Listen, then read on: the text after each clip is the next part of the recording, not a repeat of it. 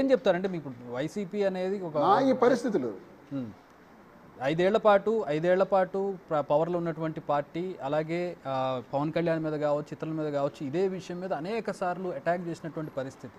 ఇప్పుడు మళ్ళీ ఆ విషయం మీ దాకా వచ్చింది. ఏం చెప్తారు మీరు ఈ సందర్భంలో? సార్, నేను మళ్ళీ క్లారిటీగా చెప్తున్నాను. రెండో వివాహం, మూడో వివాహం చట్టరీత్యా నేరం. అది మేము మాట్లాడాం. నేను రెండో వివాహం చేసుకోలేదు, నేను నేరం చేయలేదు. ఆ రోజు మాట్లాడింది అది పవన్ కళ్యాణ్ గారి విషయంలో. ఈరోజు మీరు అడుగుతున్న సందర్భంగా నేను రెండో వివాహం చేసుకోలేదు, చేసుకుంటే ఆ మాటను నేను తప్పిన వాడిని అయి ఉండేవాడిని. కానీ ఆయన విడాకులు ఇచ్చి రెండో వివాహం, మూడో వివాహాలు చేసుకున్నారు. కానీ మీరు అంటే ఇప్పుడు మీ భార్య కూడా ఇప్పుడు మీ మీద అటాక్ చేస్తున్నటువంటి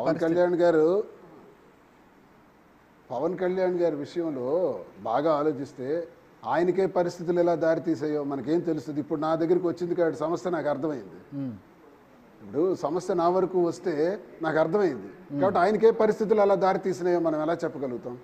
సో ఇప్పుడు అర్థం చేసుకుంటున్నారు పవన్ కళ్యాణ్? చెప్పలేము.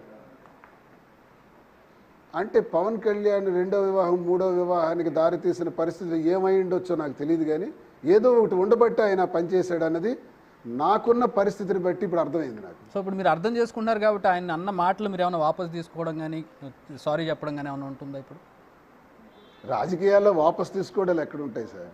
అంటే ఆరోపణలు ఉంటాయి సార్. రాజకీయ పరమైన అది ఆరోపణ, ఈ సమయానికి ఇది. కానీ అది రాజకీయ ఆరోపణ కాదు కదా సార్, పర్సనల్ రాజకీయమైనటువంటి ఆరోపణ కాదు కదా, అది పర్సనల్ అటాక్. మరి సార్, ఇప్పుడు పర్సనల్ అటాక్ పవన్ కళ్యాణ్ గారు కూడా చేశారు.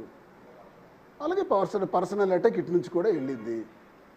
వాళ్ళొక మాట అన్నారు, మేము ఒక మాట అనాల్సి వచ్చింది, అంతే. సహజమే కదా సార్ రాజకీయంలో. సార్, మీరు ఒక ప్రజాప్రతినిధిగా ఉన్నారు, ఇద్దరు ఆ అమ్మాయిలకి తండ్రిగా ఉన్నారు. నిన్న